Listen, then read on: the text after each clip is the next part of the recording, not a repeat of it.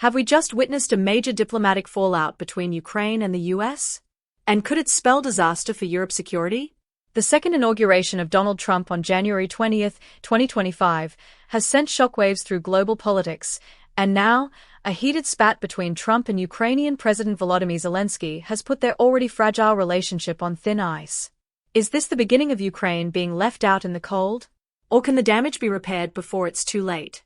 Stick around, because by the end of this video, you'll see just how deep the cracks run and whether Trump's America will still stand by Ukraine or leave it to fend for itself. Alright, let's get straight into it. It all kicked off with an explosive press conference between Trump and Zelensky at the White House. And let's just say, it wasn't your usual polite, diplomatic chat. Instead, the two leaders clashed hard. Zelensky, still desperate for US backing in Ukraine's war against Russia, pushed for ironclad security guarantees.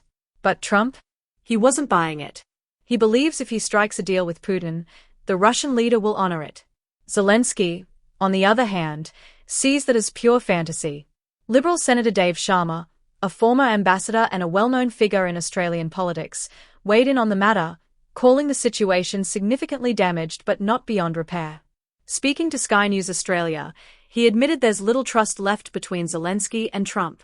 But, as always, America will act in its own interests. And that right there, folks, is the key to this whole mess.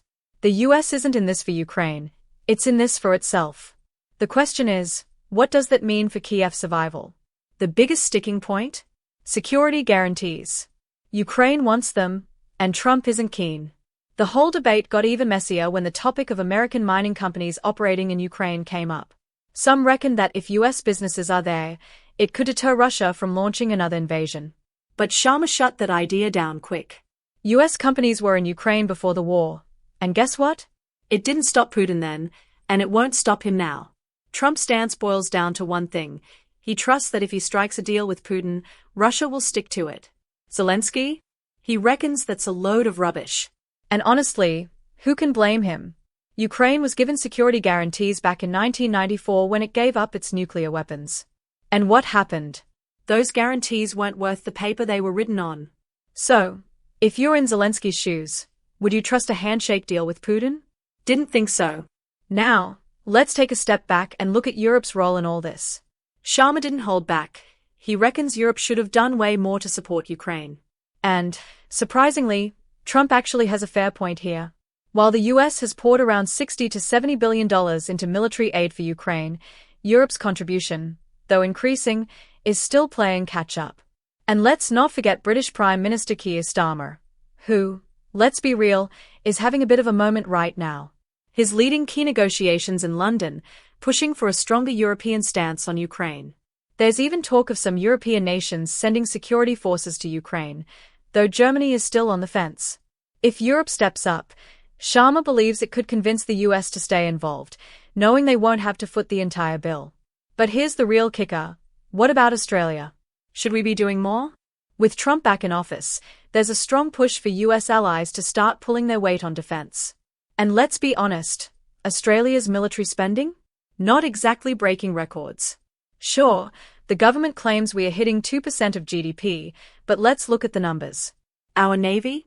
The smallest and oldest we've had since the 1950s. Delays in defense acquisitions? A nightmare. If Europe is being told to step up, you better believe Australia will be next on the list. And it's not just military matters that are under scrutiny, trade is now in the spotlight. Trump's top trade advisor, Peter Navarro, has hinted that Australia might not get the exemptions we are hoping for in upcoming trade deals. And here's where Prime Minister Anthony Albanese might have dropped the ball.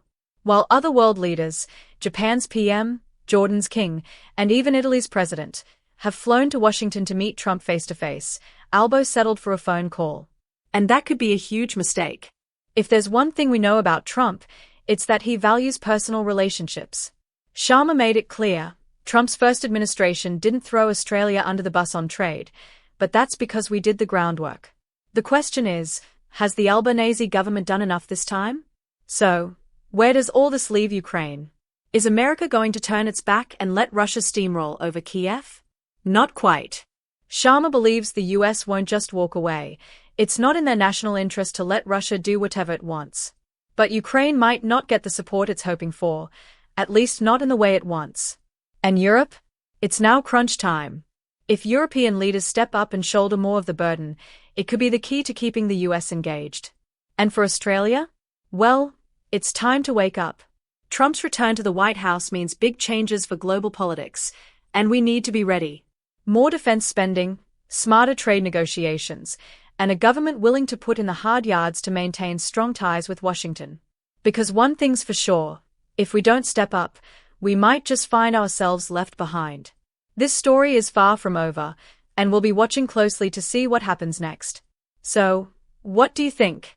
Is Trump making the right call, or is this a disaster in the making? Let us know in the comments. And if you found this breakdown insightful, make sure to like, subscribe, and hit the bell so you never miss an update on global politics. Thanks for watching, and we'll see you next time.